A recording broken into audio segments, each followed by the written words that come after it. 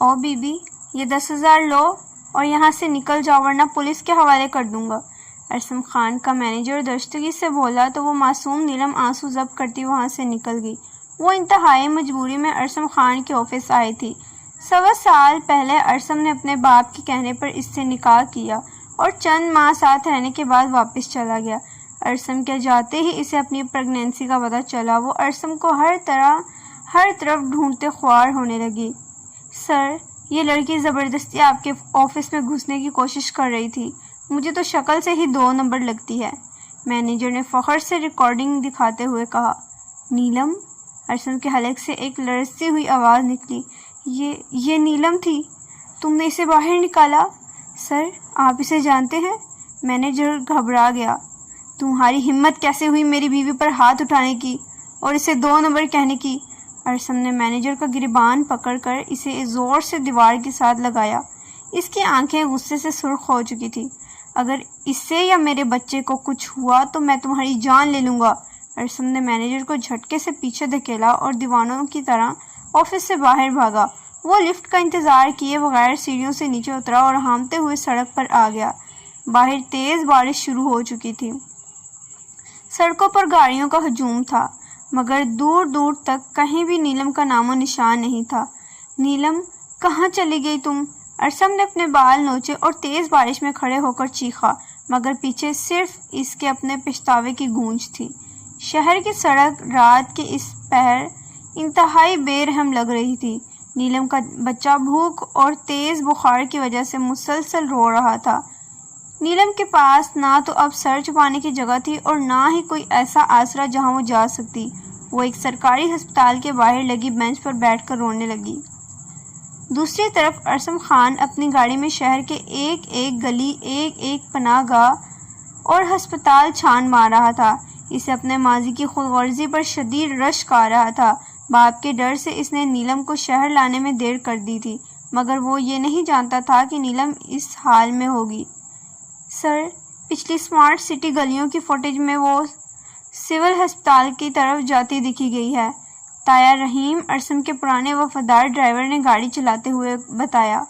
گاڑی تیز کرو رحیم، بس دعا کرو وہ مل جائے، ورنہ میں خود کو کبھی معاف نہیں کر پاؤں گا، ارسم نے بے چینی سے کہا۔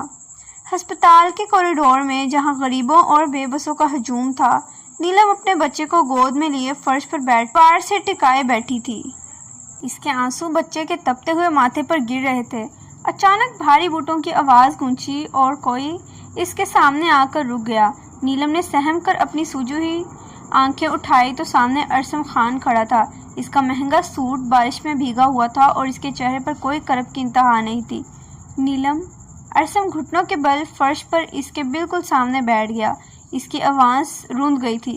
خدا کے لیے مجھے معاف کر دو، میں اندھا ہو گیا تھا، مجھے نہیں پتا تھا کہ تم اس حال میں ہو، اور میرا بچہ۔ نیلم نے ایک لمحے کے لیے اس کے چہرے کو دیکھا، پھر اپنی نظریں پھیر لی۔ اس کے لہجے میں اب وہ پرانی معصومیت نہیں تھی۔ آپ کون ہیں سر؟ نیلم نے مینیجر کے انداز میں انتہائی روکھے پن سے پوچھا۔ اور کس معافی کی بات کر رہے ہیں؟ میں کسی ارسم خان کو نہیں جانتی، میرا شوہر 1.25 سال پہلے مر چکا تھا۔ ایسا مت کہو نیلم، میں تڑپ رہا ہوں تمہارے لیے۔ ارسم نے تڑپ کر اس کا کانپتا ہوا ہاتھ اپنے دونوں ہاتھوں میں لیا، مگر نیلم نے جھٹکے سے اپنا ہاتھ چھڑا لیا۔ یہ میرا بچہ ہے نا؟ ارسم نے بچے کی طرف ہاتھ بڑھایا۔ دیکھو، اس کی شکل بالکل مجھ سے ملتی ہے۔ مجھے جتنی سزا دینی ہے دے لو، مگر اس معصوم کو ہسپتال کے اس ٹھنڈے فرش پر مت رکھو، میرے ساتھ گھر چلو۔ یہ صرف اور صرف میرا بچہ ہے خان صاحب، نیلم تیکھے اور دکھی لہجے میں چلائی۔ ہسپتال کے چند لوگ ان کی طرف دیکھنے لگے۔ اس کا کوئی باپ نہیں ہے۔ جب میں گاؤں میں بھوکی پیاسی تمہارے نام کی دہائی دے رہی تھی، جب لوگ مجھے تانے دے رہے تھے، تب کہاں تھے تم؟ اب جب میں نے اکیلے اسے پال لیا ہے تو تم اپنا نام دینے آئے ہو؟ مجھے نہیں چاہیے تمہارا یہ عالیشان گھر اور تمہارا نام۔ میں تمہیں زبردستی بھی لے جا سکتا ہوں نیلم، کیونکہ تم میری بیوی ہو۔ ارسم نے اس کے انکار پر تپ کر کہا، مگر اس کی آنکھوں میں التجا تھی۔ بیوی؟ نیلم تلخی سے ہنسی۔ جس بیوی کی اوقات آپ کے مینیجر کی نظر میں 10,000 روپے ہو، وہ بیوی نہیں کٹ پتلی ہوتی ہے۔ آپ مجھے زبردستی لے جا سکتے ہیں خان صاحب، کیونکہ آپ امیر ہیں، مگر میرے دل میں اپنے لیے جو عزت کھو چکے ہیں وہ کبھی واپس نہیں لا پاؤ گے۔ ارسم نے بنا کچھ کہے تایا رحیم کو اشارہ کیا اور زبردستی نیلم کے ہاتھ سے بچے کو اٹھا لیا۔ بچہ رویا تو نیلم مجبوری میں ارسم کے پیچھے بھاگی۔ ارسم نے اسے اپنی گاڑی میں بٹھا کر اپنے محل جیسے گھر کی طرف روانہ ہو گیا۔ ارسم خان کا عالی شان سفید بنگلہ رات کی روشنیوں میں چمک رہا تھا، مگر نیلم کے لیے یہ کسی قید خانے سے کم نہیں تھا۔ ارسم نے اسے گھر کے سب سے بڑے اور خوبصورت ماسٹر بیڈ روم میں ٹھہرایا تھا، جہاں دنیا کی ہر آسائش موجود تھی۔ بیڈ پر اس کا بیٹا ایان اب سکون سے سو رہا تھا، کیونکہ ڈاکٹر نے اسے دوا دے دی تھی۔ نیلم کمرے کے ایک کونے میں لگے شیشے کی بڑی کھڑکی کے پاس کھڑی باہر لان کو دیکھ رہی تھی۔ اس نے ارسم کے ملازموں کا لایا ہوا ریشمی لباس پہننے سے انکار کر دیا تھا اور اب بھی اپنی اسی پرانی ادھوری چادر میں لپٹی ہوئی تھی۔ دروازہ ہلکے سے کھلا اور ارسم خان اندر داخل ہوا۔ اس نے اپنے کوٹ اور ٹائی اتار دی تھی اور قمیض کی آستینیں کہنیوں تک چڑھی ہوئی تھی۔ اس کے ہاتھ میں گرم دودھ کا گلاس تھا۔ نیلم، تم نے شام سے کچھ نہیں کھایا، یہ دودھ پی لو اور پلیز کچھ کھا لو، تمہاری صحت ٹھیک نہیں ہے، ارسم نے نرمی اور التجا بھرے لہجے میں کہا اور گلاس میز پر رکھ دیا۔ نیلم نے مڑ کر اسے دیکھا۔ خان صاحب، میں یہاں آپ کے مہمان بن کر نہیں آئی، آپ میرے بچے کو زبردستی اٹھا لائیں، اس لیے میں پیچھے چلی آئی۔ اب مہربانی کریں اور مجھے میرے بیٹے کے ساتھ جانے دیں۔ ارسم نے ایک گہرا سانس لیا اور اس کے بالکل قریب آ کر رک گیا۔ ان کے درمیان چند انچ کا فاصلہ تھا۔ نیلم نے پیچھے ہٹنے کی کوشش کی، مگر اس کی پیٹھ کھڑکی کے شیشے سے جا لگی۔ ارسم نے اپنا ہاتھ اٹھایا اور نیلم کے چہرے پر بکھرے بالوں کو چھیڑنا چاہا، مگر نیلم نے اپنا چہرہ دوسری طرف کر لیا۔ میں تمہیں اب کبھی خود سے دور نہیں جانے دوں گا نیلم۔ ارسم کی آواز گہری اور جذباتی ہو گئی۔ میں جانتا ہوں میں نے بہت بڑی غلطی کی، اپنے باپ کے خوف میں تمہیں گاؤں میں چھوڑ رکھا، مگر اب میرا باپ اس دنیا میں نہیں ہے اور میں آزاد ہوں۔ میں تمہیں اپنی زندگی کا ہر سکھ دوں گا۔ سکھ؟ نیلم تلخی سے ہنسی۔ اس کی آنکھوں سے ایک آنسو ٹپک کر اس کے گال پر بہہ گیا۔ جب مجھے سکھ کی ضرورت تھی، جب ہسپتال میں اکیلے درد سے میری جان نکل رہی تھی، تب آپ کہاں تھے؟ اب جب میں نے اکیلے جینا سیکھ لیا ہے تو آپ کو اپنی محبت یاد آ گئی؟ مجھے آپ کے اس محل سے وحشت ہوتی ہے۔ ارسم کا دل اس کے الفاظ سے چھلنی ہو گیا، مگر اس نے خود پر قابو رکھا۔ ٹھیک ہے، تم مجھ سے بات مت کرو، مجھے معاف مت کرو، مگر اس گھر کو اپنا سمجھو۔ ایان میرا بھی بیٹا ہے، اسے ایک اچھی زندگی کا حق ہے۔ وہ کمرے سے باہر نکل گیا، مگر ایک نیا طوفان باہر اس کا منتظر تھا۔ ارسم کے غدار مینیجر نے، جسے ارسم نے نوکری سے نکال دیا تھا، ارسم کے خاندانی دشمن اور بزنس حریف زبیر خان سے ہاتھ ملا لیا تھا۔ زبیر صاحب، ارسم خان اپنی اس گاؤں کی بیوی کے لیے پاگل ہو رہا ہے۔ اگر ہم نے اس لڑکی کو بیچ میں سے ہٹا دیا یا ارسم کے خلاف استعمال کر لیا تو ارسم خان سڑک پر آ جائے گا، مینیجر نے شیطانی مسکراہٹ کے ساتھ زبیر کو فون پر بتایا۔ کئی دن گزر گئے۔ ارسم نے نیلم کا دل جیتنے کے لیے اپنی دن رات ایک کر دی۔ وہ روز صبح آفس جانے سے پہلے ایان کے پاس بیٹھتا، اسے اپنے ہاتھوں سے کھلاتا اور رات کو جب ایان روتا تو ارسم خود جا کر اسے سنبھالتا تاکہ نیلم آرام کر سکے۔ نیلم خاموشی سے ارسم کے اس بدلے ہوئے روپ کو دیکھتی اور اس کا دل آہستہ آہستہ پگھلنے لگا۔ ایک رات تیز بارش ہو رہی تھی۔ ایان گہری نیند سو چکا تھا اور کمرے میں صرف ایک مدھم لیمپ جل رہا تھا۔ نیلم بیڈ کے کنارے بیٹھی ایان کا ماتھا چوم رہی تھی کہ ارسم کمرے میں آیا۔ وہ بہت تھکا ہوا لگ رہا تھا۔ وہ نیلم کے پاس آیا اور بغیر کچھ کہے سیدھا فرش پر نیلم کے پیروں کے پاس بیٹھ گیا۔ اس نے نیلم کے دونوں ہاتھ اپنے ہاتھوں میں لے لیے۔ نیلم نے اس بار اپنے ہاتھ پیچھے نہیں کھینچے۔ نیلم، کیا تم مجھے کبھی معاف نہیں کرو گی؟ ارسم نے اپنا سر نیلم کے گھٹنوں پر رکھ دیا۔ اس کے کندھے سسکیاں لینے سے ہل رہے تھے۔ میں روز چلی ہوئی مٹی کی طرح تڑپتا ہوں۔ جب تم مجھے اجنبی نظروں سے دیکھتی ہو، مجھے ایک موقع دو، صرف ایک موقع۔ نیلم نے ارسم کے جھکے ہوئے سر کو دیکھا۔ اس کا غصہ، اس کا دکھ ارسم کے آنسوؤں کے سامنے بہہ گیا۔ اس نے کانپتے ہوئے ہاتھوں سے ارسم کے بالوں کو چھوا اور رو پڑی۔ ارسم، نیلم نے پہلی بار اس کا نام پکارا تھا۔ میں تم سے نفرت نہیں کرتی، میں تو صرف اس بے رخی سے ڈرتی ہوں جس نے مجھے 1.25 سال زندہ لاش بنا رکھا۔ ارسم نے تڑپ کر اپنا سر اٹھایا اور نیلم کی گہری نم آنکھوں میں دیکھا۔ اس نے آگے بڑھ کر نیلم کو اپنے مضبوط باہوں کے حصار میں لے لیا۔ یہ ان کی محبت کا وہ بولڈ اور گہرا اعتراف تھا جس کا وہ دونوں مہینوں سے انتظار کر رہے تھے۔ ارسم نے اس کے ماتھے اور آنکھوں پر اپنے ہونٹ رکھ دیے اور نیلم نے سکون سے اس کے سینے پر سر ٹکا دیا۔ رومانس اپنے عروج پر تھا، مگر اگلی ہی صبح یہ خوشی ایک بھیانک خواب میں بدلنے والی تھی۔ جب ارسم آفس چلا گیا تو طاہر رحیم نے نیلم کو ایک بند لفافہ لا کر دیا جو کسی نے گیٹ پر چھوڑا تھا۔ نیلم نے تجسس سے لفافہ کھولا تو اندر کچھ قانونی کاغذات اور ارسم کے دستاویزات تھے۔ کاغذات پر صاف لکھا تھا کہ ایان کو ارسم خان کا قانونی وارث تسلیم نہیں کیا گیا اور نیلم کو صرف عارضی طور پر اس گھر میں لا کر رکھا جا رہا تھا تاکہ میڈیا میں ارسم کی بدنامی نہ ہو۔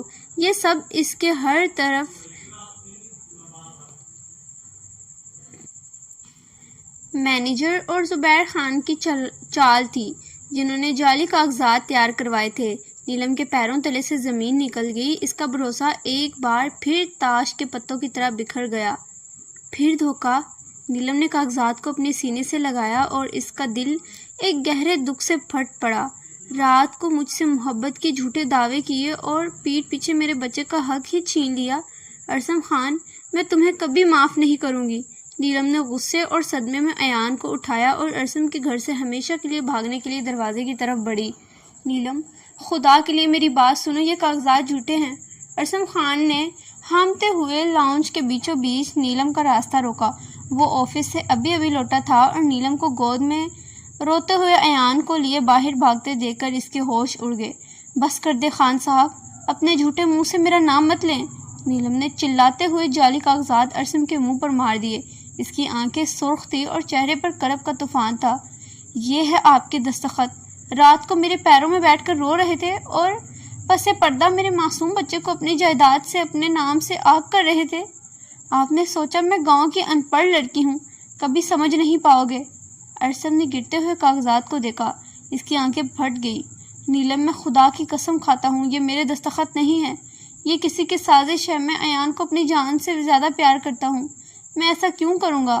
کیونکہ آپ ارسم خان ہیں، نیلم نے تلخی سے روتے ہوئے کہا۔ اس کی آواز حال میں گونجی۔ آپ کو صرف اپنی عزت پیاری ہے۔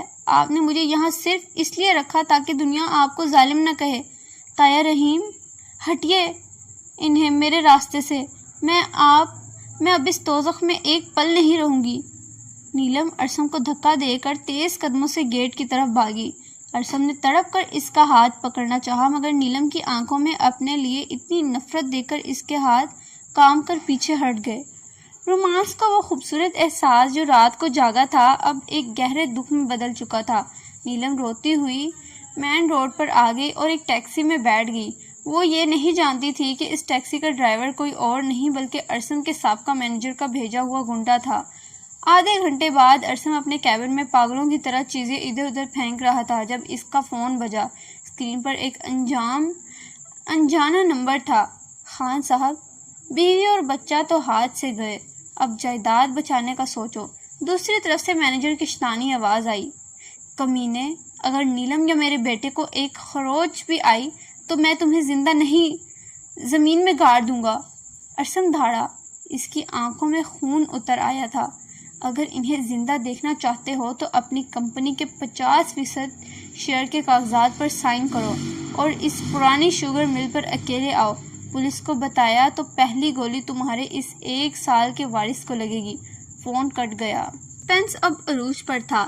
ارسم خان نے اپنی زندگی کی سب سے بڑی بازی کھیلنے کے لیے بندوق لوڈ کر لی تھی لیکن اس کا دل نیلم کے اس دکھ پر رو رہا تھا جو وہ ارسم کو غلط سمجھ کر جھیل رہی تھی۔ پرانی ویران شوگر مل کے ایک سنسان کمرے میں گھپ اندھیرا تھا۔ نیلم ایک لکڑی کی کرسی سے بندھی ہوئی تھی اور اس کے سامنے ایک چھوٹی سی چارپائی پر ایان رو رو کر نڈھال ہو چکا تھا۔ نیلم کے اپنے آنسو تھمنے کا نام نہیں لے رہے تھے۔ اس کا دل اس احساس سے پھٹ رہا تھا کہ وہ ارسم سے غصہ ہو کر باہر نکلی اور اس مصیبت میں پھنس گئی۔ دروازہ کھلا اور مینیجر اپنے 2 گنڈوں کے ساتھ اندر داخل ہوا۔ رو مت بی بی، تمہارا راج کمار اپنی سلطنت لٹا کر تمہیں بچانے آ رہا ہے۔ ویسے ماننا پڑے گا ارسم خان تم جیسی پینڈو لڑکی کے لیے کتنا پاگل ہوگا، میں نے سوچا نہیں تھا۔ مینیجر نے تمسخر اڑایا۔ وہ یہاں آ رہے ہیں؟ نیلم نے کانپتی آواز میں پوچھا۔ اس کے دل میں ارسم کے لیے نفرت کے باوجود ایک عجیب سا رومانوی احساس جگا۔ کیا ارسم واقعی اس کے لیے اپنی جان داؤ پر لگا رہا تھا؟ ہاں، وہ پاگل تمہارے ان جعلی کاغذات کو سچ مان کر اپنی جائیداد میرے نام کرنے آ رہا ہے۔ مینیجر ہنسا۔ نیلم کو اب سمجھ آیا کہ وہ کاغذات واقعی ایک سازش تھے۔ اس نے ارسم پر اپنا اتنا بڑا شک کیا۔ اس کا دل پچھتاوے کی آگ میں جلنے لگا۔ یا اللہ، میں نے اپنے ارسم پر شک کیا، میں کتنے گناہ گار ہوں۔ وہ دل ہی دل میں روئی۔ اچانک باہر گولیوں کی آواز گونجی۔ کمرے کا دروازہ ایک زوردار لات سے ٹوٹا اور ارسم خان اندر داخل ہوا۔ اس کے چہرے پر چوٹوں کے نشان تھے، شرٹ کے بٹن ٹوٹے ہوئے تھے اور اس کے ہاتھ میں بندوق تھی۔ وہ کسی زخمی شیر کی طرح لگ رہا تھا۔ گنڈوں نے ارسم پر حملہ کیا مگر ارسم اپنی جان کی پرواہ کیے بغیر ان پر ٹوٹ پڑا۔ ایک گنڈے کی لاٹھی ارسم کے سر پر لگی جس سے خون کا فوارہ چھوٹ نکلا۔ ارسم! نیلم تڑپ کر چلائی۔ اس کا پورا وجود ارسم کے درد پر لرز رہا تھا۔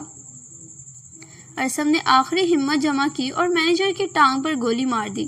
وہ چیختا ہوا فرش پر گرا۔ باقی گنڈے پولیس کے سائرن کی آواز سن کر جو طائر رحیم لے کر آئے تھے پچھلے راستے سے بھاگ گئے۔ ارسم بندوق پھینک کر لڑکھڑاتے ہوئے نیلم کی طرف بڑھا۔ اس نے جلدی سے نیلم کی رسیاں کھولی۔ جیسے ہی رسیاں کھلی نیلم نے تمام شکوے تمام دوریاں بھلا کر خود کو ارسم کی باہوں میں گرا دیا۔ اس نے ارسم کے زخمی چہرے کو اپنے ہاتھوں میں لے لیا۔ یہ ان کی محبت کا سب سے گہرا بولڈ اور دکھی رومانوی منظر تھا۔ مجھے معاف کر دو ارسم، میں نے تم پر شک کیا، میں نے ایان کے باپ پر شک کیا۔ تم نے ارسم کے بہتے ہوئے نیلم نے ارسم کے بہتے ہوئے خون پر اپنے ہونٹ رکھ دیے۔ اس کے آنسو ارسم کے زخموں کو دھو رہے تھے۔ میں نے کہا تھا نا نیلم، ارسم نے کمزور آواز میں مسکراتے ہوئے اس کے کمر کے گرد اپنی گرفت مضبوط کی۔ اس کا سر نیلم کے کندھے پر ٹک گیا۔ خان زادہ اپنی جان دے سکتا ہے، اپنی نیلم اور ایان کو دھوکہ نہیں دے سکتا۔ ارسم نیلم کی گود میں ہی بے ہوش ہو گیا۔ سٹی ہسپتال کا ICU کوریڈور اس وقت مکمل طور پر سنسان تھا، جہاں صرف دیوار پر لگی کھڑکی کی ٹک ٹک اور نیلم کی سسکیاں گونج رہی تھی۔ ارسم خان کو آپریشن تھیٹر سے شفٹ کیے 3 گھنٹے گزر چکے تھے مگر اسے اب تک ہوش نہیں آیا تھا۔ چاقو کا زخم گہرا تھا اور خون زیادہ بہہ جانے کی وجہ سے ڈاکٹرز کچھ بھی کہنے سے قاصر تھے۔ نیلم نے ایان کو طائر رحیم کی گود میں دیا اور خود کانپتے قدموں سے ICU کے اندر چلی گئی۔ سفید بیڈ پر ارسم خان بے سود لیٹا تھا۔ اس کے سر پر پٹیاں بندھی تھی اور چہرے پر آکسیجن ماسک لگا تھا۔ وہ شخص جو پورے شہر کو اپنے اشاروں پر نچاتا تھا آج زندگی اور موت کی لکیر پر خاموش پڑا تھا۔ نیلم اس کے بیڈ کے قریب آئی اور فرش پر گھٹنوں کے بل بیٹھ گئی۔ اس نے ارسم کا وہ ٹھنڈا ہاتھ جسم پر ڈرپ لگی ہوئی تھی اپنے دونوں ہاتھوں میں لے کر اپنے گال سے لگا لیا۔ اس کے گرم آنسو ارسم کے ہتھیلی پر گرنے لگے۔ ارسم، خدا کے لیے آنکھیں کھولو۔ نیلم کی لرزتی ہوئی آواز کمرے کے سکوت میں ابھری۔ تم مجھے اس محل میں اکیلا چھوڑ کر نہیں جا سکتے۔ میں نے تو ابھی تمہیں دل سے معاف بھی نہیں کیا۔ تم نے مجھ سے وعدہ کیا تھا نا کہ تم میری زندگی کا ہر سکھ بنو گے، پھر اب اس طرح کیوں سو رہے ہو؟ ارسم کے جسم میں کوئی حرکت نہیں ہوئی۔ مانیٹر پر دل کی دھڑکن کی لکیریں مدھم چل رہی تھی۔ نیلم نے تڑپ کر اپنا سر ارسم کے سینے پر رکھ دیا جہاں چاقو کے زخم کی پٹی لگی تھی۔ میں کتنی پاگل تھی ارسم، میں نے 1.25 سال تک تمہاری بے رخی کا روتی رہی، مگر جب تم نے مجھے اپنی باہوں میں پناہ دی تو میں نے ایک جھوٹے کاغذ کے ٹکڑے پر تم پر شک کر لیا۔ مجھے سزا دے لو ارسم، اٹھو اور مجھ پر چلاؤ مگر پلیز یوں خاموش مت رہو۔ تمہاری نیلم مر جائے گی تمہارے بغیر۔ اس لمحے مانیٹر کی بپ تیز ہو گئی۔ ارسم کی انگلیوں میں ہلکی سی جنبش ہوئی اور اس نے بہت آہستہ سے اپنی آنکھیں کھولی۔ آکسیجن ماسک کے اندر سے اس کی سانسیں تیز ہوئی۔ اس نے اپنے سینے پر جھکی روتی ہوئی نیلم کو دیکھا تو اس کی بے جان لبوں پر ایک انتہائی کمزور مگر سچی مسکراہٹ ابھری۔ اس نے بہت مشکل سے اپنا ہاتھ اٹھایا اور نیلم کے سر پر رکھا۔ نیلم رو مت، تمہارے یہ آنسو میرے زخموں سے زیادہ تکلیف دہ ہیں۔ ارسم کی آواز انتہائی دھیمی اور نکاہت سے ابھری ہوئی تھی۔ نیلم نے جھٹکے سے سر اٹھایا۔ ارسم کو ہوش میں دیکھ کر اس کے دل کو جیسے قرار آ گیا۔ اس نے جلدی سے ارسم کا آکسیجن ماسک تھوڑا نیچے کیا۔ تم ٹھیک ہو ارسم؟ میں ڈاکٹر کو بلاتی ہوں۔ وہ اٹھنے لگی مگر ارسم نے کمزوری سے اس کا ہاتھ تھام لیا۔ نہیں، پہلے میری بات سنو۔ ارسم نے گہری اور رومانوی نظر سے اس کی آنکھوں میں جھانکا۔ مادھوری مینیجر نے جو کچھ بھی کیا وہ سب جھوٹ تھا۔ میں نے کبھی ایان کو آگ کرنے کا نہیں سوچا۔ وہ میرا خون ہے نیلم، اور تم میری روح ہو۔ مجھے معاف کر دو کہ میں تمہیں اس شہر کے بے رحم سڑکوں پر رولنے دیا۔ نہیں ارسم، اب کوئی شکوہ نہیں۔ نیلم نے آگے بڑھ کر پولیس اور ہسپتال کے تمام اصولوں کو پس پوش ڈالتے ہوئے اپنا چہرہ ارسم کے گال کے قریب کر دیا۔ ان کا یہ لمس ان کے تمام پرانے دکھوں کا مداوا تھا۔ تم نے اپنی جان پر کھیل کر مجھے اور ہمارے بچے کو بچایا۔ ایک شوہر اس سے بڑا ثبوت اور کیا دے سکتا ہے؟ میں نے تم سے بہت محبت کرتی ہوں ارسم۔ میں نے کبھی تم سے نفرت کی ہی نہیں تھی۔ ارسم نے اپنے دوسرے ہاتھ سے نیلم کی گردن کے پیچھے ہاتھ رکھا اور اسے اپنے اور قریب کر لیا۔ تمہاری یہی محبت مجھے موت کے منہ سے واپس کھینچ لائی ہے نیلم۔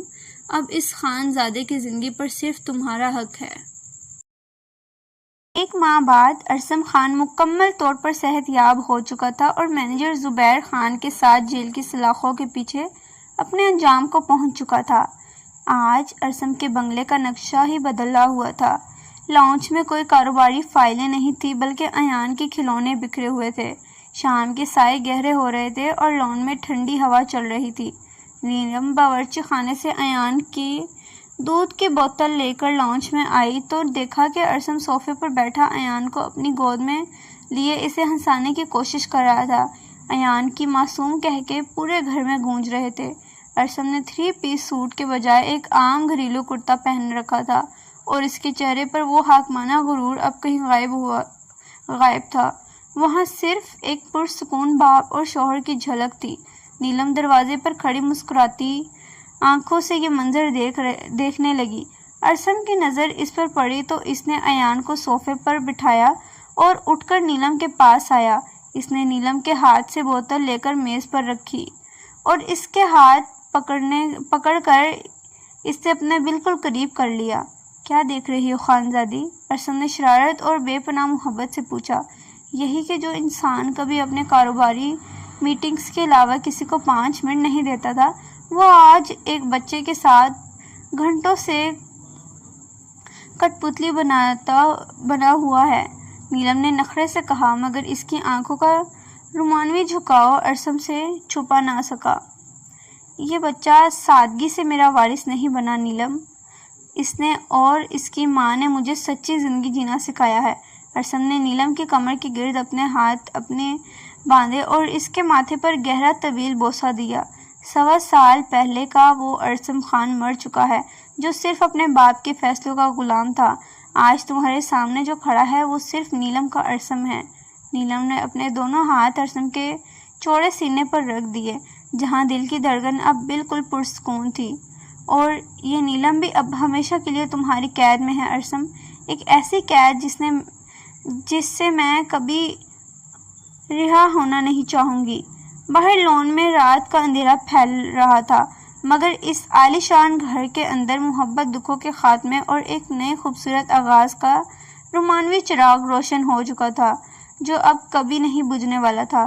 یہ ان کی سچی، جذباتی اور لازوال محبت کا ایک یادگار اور سچا خوشگوار اختتام۔